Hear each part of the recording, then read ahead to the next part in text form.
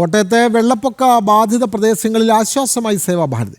സംഘടനയുടെ അടയാളങ്ങളൊന്നുമില്ലാതെ നിശബ്ദമായി മുഴുവൻ സമയ സേവന സന്നദ്ധരാണ് കോട്ടയത്തെ വിവിധ മേഖലകളിൽ സേവാഭാരതി പ്രവർത്തകർ. വിജയപുരം പഞ്ചായത്തിൽ യാതൊരു സജ്ജീകരണങ്ങളും നടത്താത്ത പെരിങ്ങള്ളൂർ LP സ്കൂളിലെ ദുരിതാശ്വാസ ക്യാമ്പിൽ ഭക്ഷണവും വെള്ളവും ഉൾപ്പെടെ മുഴുവൻ സമയവും നൽകുന്നത് സേവാഭാരതി പ്രവർത്തകരാണ്. മിഥുൻ മുരളി തയ്യാറാക്കിയ റിപ്പോർട്ട് കാണാം.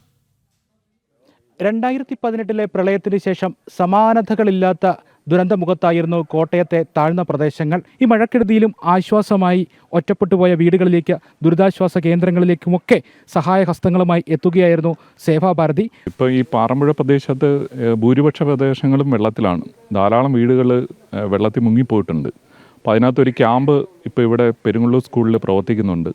അപ്പോൾ ആ ക്യാമ്പിലേക്ക് വേണ്ട എല്ലാ സഹായങ്ങളും സേവാഭാരതിയുടെ ഭാഗത്തു നിന്നാണ് ചെയ്യുന്നത്. 3 നേരത്തെ ഭക്ഷണം, അവർക്ക് വേണ്ടിയിട്ടുള്ള ബാക്കി അടിസ്ഥാന സൗകര്യങ്ങളെല്ലാം ചെയ്തു കൊടുക്കുന്നത് സേവാഭാരതിയുടെ നേതൃത്വത്തിലാണ്. പൂഞ്ഞാറിൽ ഉരുൾ പൊട്ടിക്കഴിഞ്ഞ് ഇങ്ങോട്ട് പൂഞ്ഞാർ, പാല, കടങ്ങൂര്, തിരുവഞ്ചൂര്, പാറമ്പുഴ, നട്ടാശ്ശേരി, അതുപോലെ അയ്മനം, കുമരകത്തിൻ്റെ അങ്ങേറ്റം കരി, അത്രയും മേഖലകളിൽ സേവാഭാരതി സജീവമായിട്ട് പ്രവർത്തിച്ചുകൊണ്ടിരിക്കുകയാണ്. അപ്പം എല്ലാ സ്ഥലങ്ങളിലും വെള്ളം കയറിയ സ്ഥലങ്ങളിൽ അടിയന്തരമായി ഇടപെടുകയും 24 മണിക്കൂറും പ്രവർത്തിക്കുന്ന രീതിയിലുള്ള പ്രവർത്തനമാണ് നടന്നുകൊണ്ടിരിക്കുന്നത്.